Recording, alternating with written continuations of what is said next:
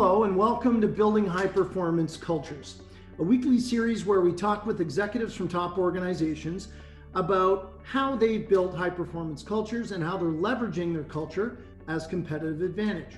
I'm Marty Parker, the President and CEO of Waterstone Human Capital, and my guest today is the President of British Columbia Institute of Technology, Kathy Kinloch. Kathy, welcome to Building High Performance Cultures. Thanks, Marty. Now, a little bit about Kathy and BCIT, which you may or may not know, and if you don't, you'll be quite intrigued. BCIT is Canada's premier polytechnic institution, serving approximately 50,000, and I said it right, 50,000 students annually.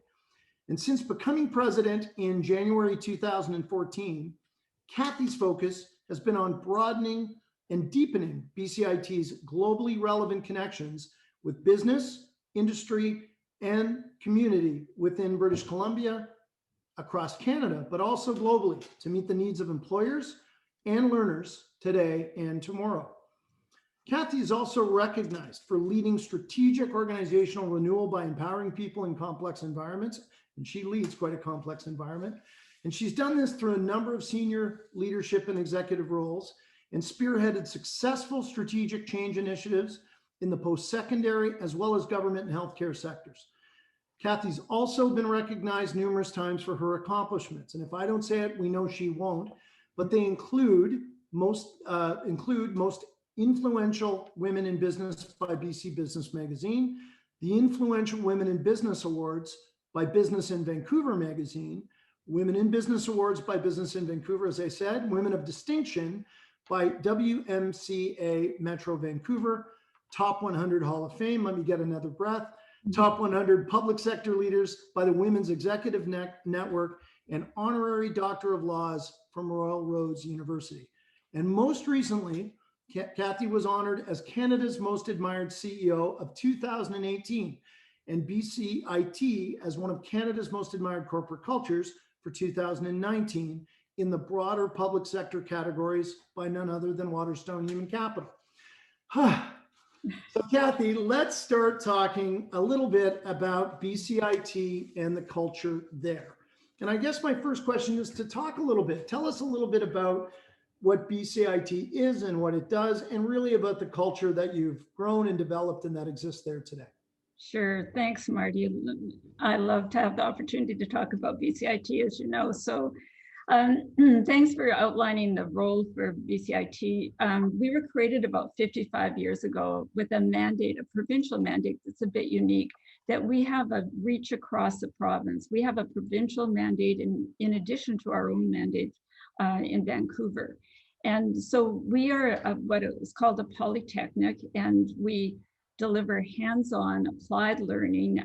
And our model is a bit different than other post-secondary institutions. And there's a group of polytechnics, as you know, probably out of Toronto, George Brown, Mohawk, and others, and great institutions. We follow a similar model of education that they run as well. 50,000 students, about 29,000 of whom are enrolled in part-time studies, which is different because our focus is on being relevant for industry. We've got about 2,500 faculty and staff across 6 campuses in the Lower Mainland. And our degree grads have a 96% employment rate when they leave. So that's probably our piece of pride that speaks much to our culture. I won't go through all our schools, but we're very proud of our accomplishments and our innovations, and just so proud to be able to lead this organization. So when I joined, I actually had been Dean of Health at BCIT and went off to lead another college for a short time. When I joined BCIT in 2014, there had been a hiatus in leadership with the departure of Don Wright. He had taken a senior position in government, the previous president. And so it was an opportunity after a bit of a lag to say, okay, let's maybe look at our strategy and our where are we headed and what's our how can we be the most effective. Our focus was actually first and foremost on industry, what are the industry's needs and the learner needs, and of course, and it's mutated right now to today with COVID-19 and looking at what are industry's needs. In terms of culture, we're striving for a culture that inspires and is innovative and has new ideas, that is aligned with industry through extensive partnerships that we have. So our students have real world experience, learning experience, and as well potential future workplaces. But also they're exposed to different organizations. So they're just not in one, they're exposed to a variety of organizations.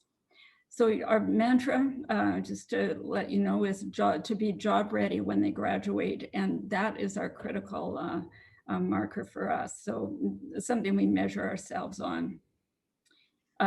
In terms of developing our culture, just to share with you a little bit about that, we've been on a journey for the since about 2019 of refreshing our strategic plan and determining our values and articulating them. We've done it through an incredible process. We were one of the first users of Thought Exchange. So we use Thought Exchange in a rotational basis to keep playing back to our faculty and staff. This is what we've heard. Innovative ways to gather feedback. We've had 1,600 faculty, 1,600 faculty participate, and 1,300 ideas come forward that from them. So our plan reflects what they feel that they need to move forward. And I'm very, very proud of that. We actually now with COVID are just updating that plan and extending it and saying, we know we can't do it all in the time frame. Let's extend for a couple of years and put in new content. So that gives you a little sense of where we've been in the last few years. Yeah, more than a little sense. And 96% of folks, who are getting jobs upon graduation is almost unheard of. I mean, it is unheard of. It's exceptional. And I'm curious to know, Kathy, as a leader, what has been your approach or role in shaping and sustaining the culture at BCIT? And maybe you talked about more recent years, but talk about how it's really evolved over the course of what is now 6+ years and under your leadership. Well, I think a journey is the right word. I know we all use the word journey, but it has been a journey, and it's not been a linear map at all. We've taken some twists and turns. One of the key things for me was to listen when I arrived at BCIT and to really try and understand where the organization was at and listen to industry as well as internally and with others in the post-secondary sector, and to build relationships externally. And then to look at where should we go from a strategic level. And to define and to really be sure that what is truly differentiates BCIT, so that we're clear on that and that we agree on that internally, and when we go out we're solid on that. Working in a post-secondary sector, it's hard to get everyone in the room at the same time because there's so many multiple schedules and people are working into the evenings and on the weekends. So using tools, as I mentioned earlier about Thought Exchange or other tools of an engagement, so that that people are able to give their opinions and or participate in different ways, and looking for trend lines. What's getting some traction. At BCIT, one of the areas that we've developed is our focus on the environment. We actually just last year hosted EcoCities, World EcoCities. We have a strong mantra about the environment. We are very committed to environmental issues and we want to pursue that. There's other areas as well that we're focusing in on, and that has become a little nexus of people advancing those causes. It's given energy, I think, to the organization. Another is our diversity and inclusion areas and our indigenous growth of our indigenous areas and focus. So step by step, including the development of the strategic plan, which really pulled it together. And so people were clear, here's where we're going from an educational perspective. And each of the vice presidents and the teams then developed their own strat plans that went under that. And that became the renewal each year as we go forward.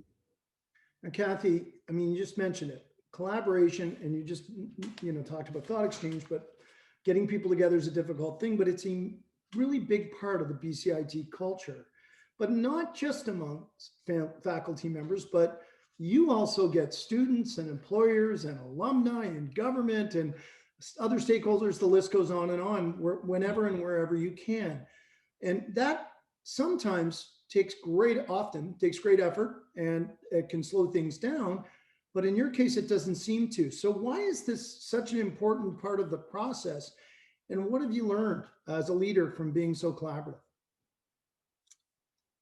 What have I learned? It's critical, if from my perspective, to ensure that we have an understanding and there's buy-in on.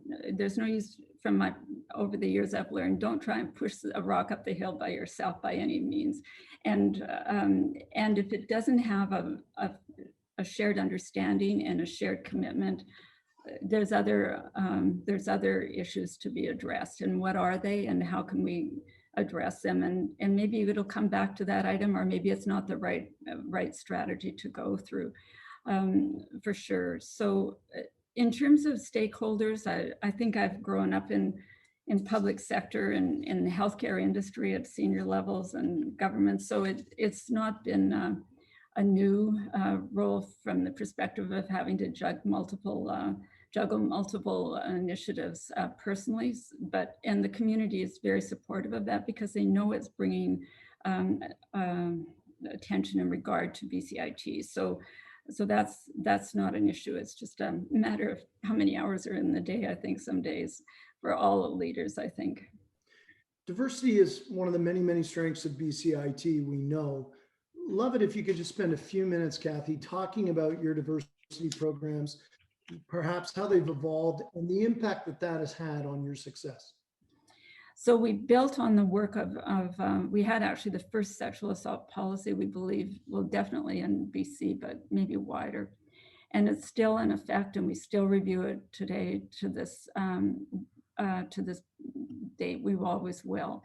But we've expanded and we've included diversity and inclusion. We've developed or established an Indigenous focus. So we have Corey Wilson, actually, is familiar last name, who's fabulous, and she's led and is leading our Indigenous strategies. We have Indigenous learners who are integrating, and we are learning. She's done a course that's called Indigenous 101, and our staff and faculty take that, and they take it on a volunteer basis, and you can hardly get in the room when it's being offered. So it's that deep. We also have diversity circles, and we've had some funding for that, and we've also augmented the funding. So our faculty and staff who wish to come together, and they do, it's a crowded room. I was just in on the Zoom call again with a guest speaker. They talk about tough issues. What does diversity really mean? What's it like to work here? What's their experience, sharing stories and so on. And they're coming up with great ideas, and my commitment is we will implement them. The same with our looking at our whole diversity efforts in terms of just overall the organization. So we have a diversity office, a diversity and inclusion office. Of course, it's probably like other institutions and companies. During this time, it tends to be busier, so that's a trusted place as well that people are going to. So those are a couple of examples, but I think it's reflecting the culture really, and I'm very proud of how each of those strategies are growing. And should be noted, you did it early. Mm-hmm. I recognize that there were issues that may have driven some of it, but you didn't have to continue it and be a leader in this area. And I think we all really appreciate that.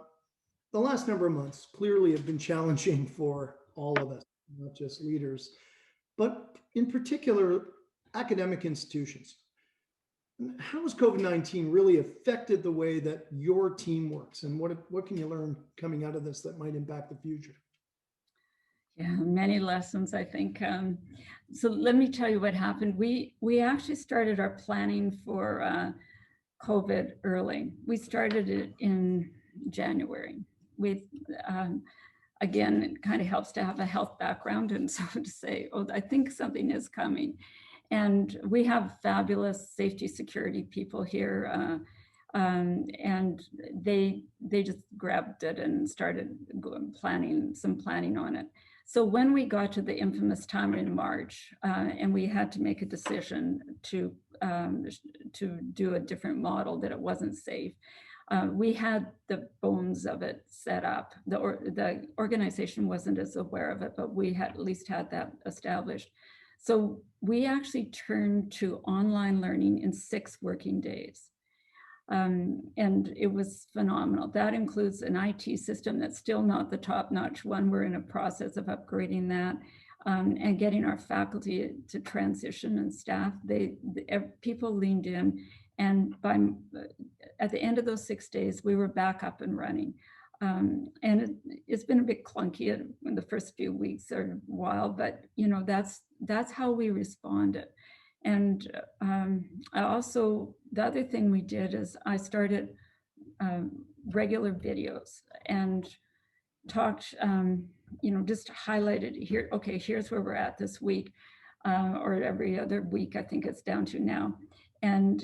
But also let me highlight somebody who's doing a great job or doing an innovative job. So there was always a faculty member, and there always will be faculty members. I'm doing another one this afternoon. Someone will be highlighted and an area will be. It just gave a sense of community when there's not a physical community.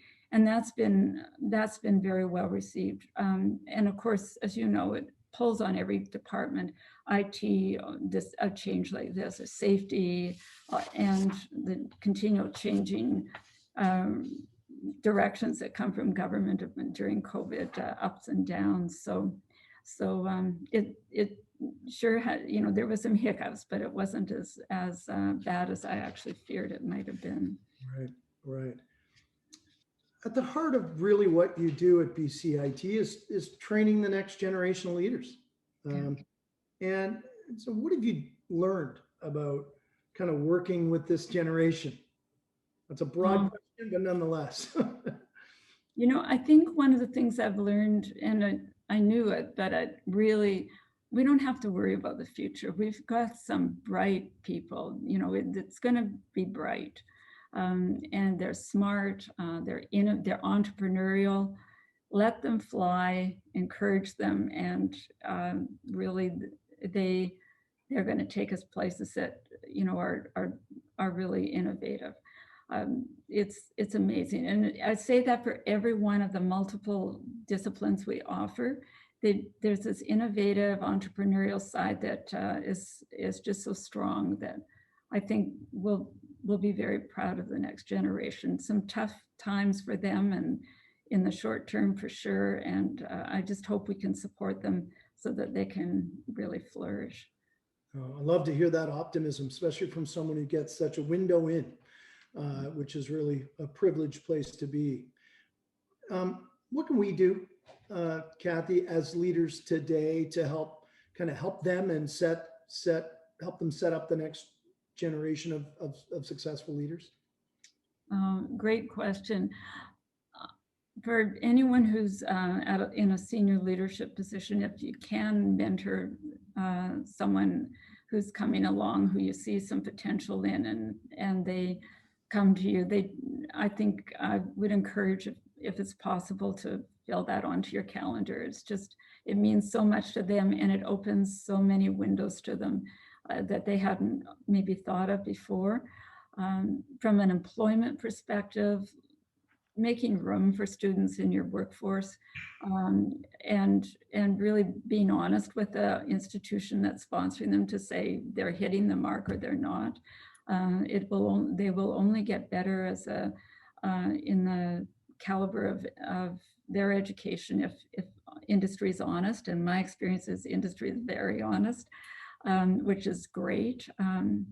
And to provide feedback as well and encouragement.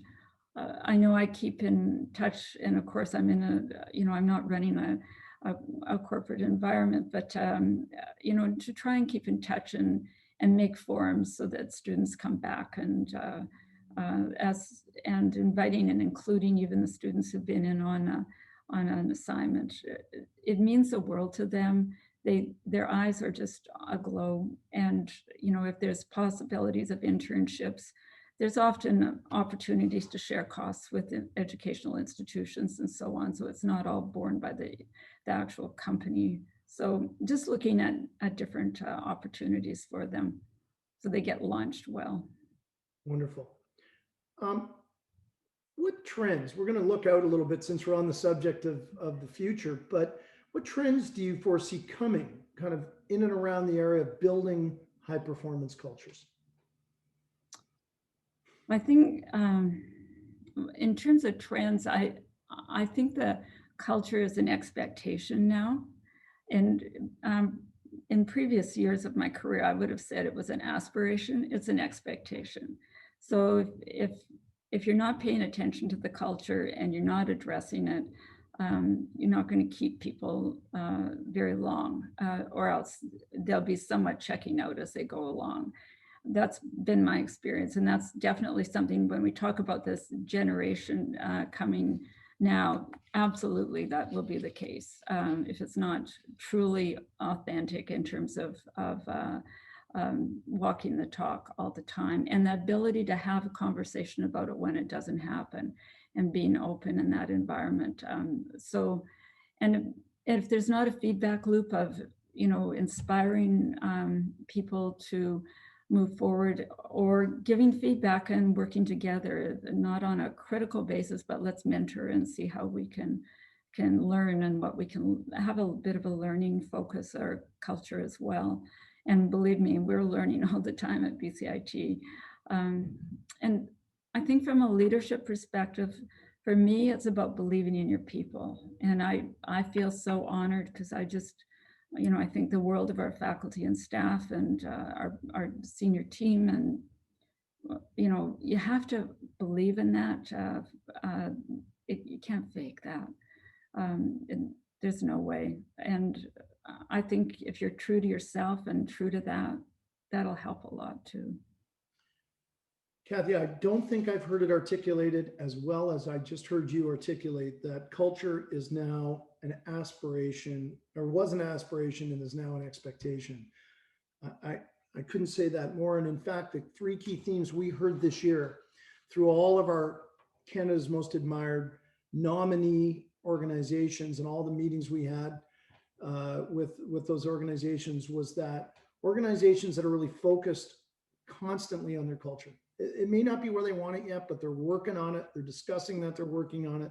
They're doing things about it, was number one. Number two, and you're in this business, but you just said it, was that there's a learning or career or personal development culture. People want to feel that they're moving forward, and they want the help of organizations, their employer, to do it. But the third was really an environment of safety, of both physical, of course, this year, but psychological safety, where things like thought exchange really allow people to express themselves, or design thinking, or and come up with sometimes wild and zany ideas, but make them feel that they can do that in a place where they're not going to be judged. And that is really, those have really been the themes. And I think you've hit on all of them today.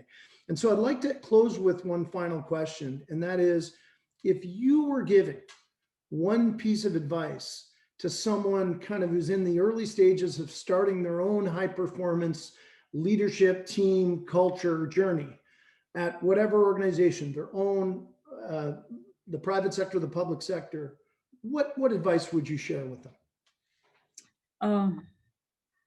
It's a journey to remember that. And it's in taking that journey, it's a long road, and to think of it in terms of short-term opportunities and building momentum. To know that at times it's not going to work, and there's going to be some darker days as well. And I liken it to a trapeze, where you kind of let go of one and you're reaching for the other. Not that I've ever done that, believe me, I wouldn't be on the high wire. But I think leaders are metaphorically on the high wire. And it's that learning space between when you let go and just, taking the lessons from those and believing, because, when you grab that next wire, you're wiser, like you're getting confident. And so confidence build. And it's always been a parable for me to just think of it that way of, okay, well, this hasn't worked, but I'm going to keep, learning this and piling those lessons on, and to just, be human about it all. We all make mistakes, including me, believe me, and be open to adapting as we go along, and to learning.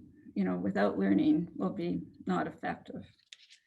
Kathy, what you have done with both the change, the growth and development of BCIT, but I would say advancing kind of this cause of culture at the center of business strategy.